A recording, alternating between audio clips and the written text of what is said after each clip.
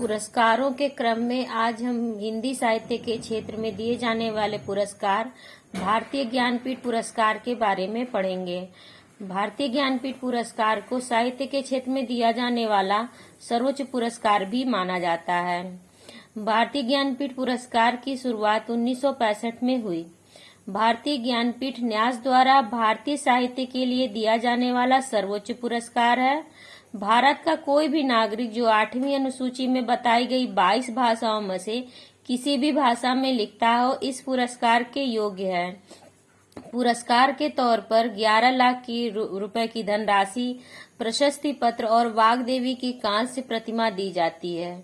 1982 तक यह पुरस्कार लेखक की किसी एक कृति के लिए दिया जाता था, लेकिन उसके बाद यह लेखक के भारतीय साहित्य में संपूर्ण योगदान के लिए दिया जाने लगा। पहला ज्ञानपीठ पुरस्कार 1965 में मलयालम के लेखक जी शंकर कुरुप को प्रदान किया गया था। वहीं हिंदी में सुमित्रा नंदन पंत को ज्ञानपीठ पुरस्कार से सम्मानित होने वाले हिंदी के पहले रचनाकार थे और कृष्णा सोबती को ज्ञानपीठ पुरस्कार से सम्मानित होने वाली हिंदी की 11वीं रचनाकार हैं। तो हम चूंकि हिंदी साहित्य के बारे में पढ़ रहे हैं, इसलिए केवल हिंदी साहित्य के क्षेत्र में दिए जाने वाले लेखकों के बारे में पढ़ेंगे।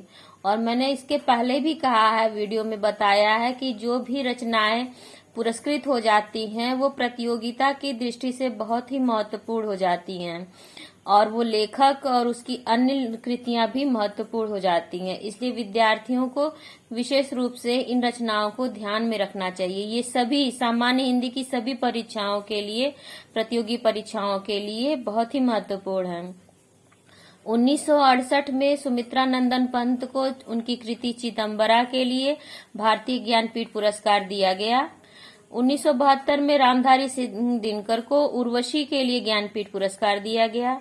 1978 में अज्ञेय को कितनी नावों में कितनी बार के लिए ज्ञानपीठ पुरस्कार मिला। 1982 में महादेवी वर्मा को यामा के लिए ज्ञानपीठ पुरस्कार मिला। 1982 के बाद से ये लेखक के संपूर्ण कृति के लिए, संपूर्ण रचना साहित्य में योगदान के लिए दिया जाने लगा।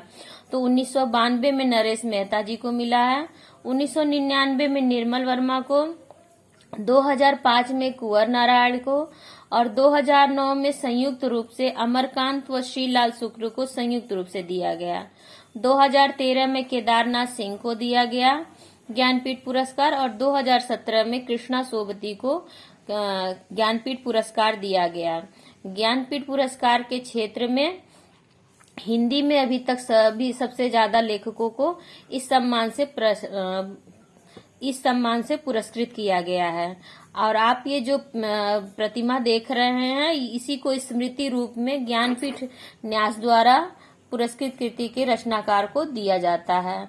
धन्यवाद। वीडियो पसंद आई हो तो प्लीज लाइक, शेयर और सब्सक्राइब करना ना भूलें। धन्यवाद।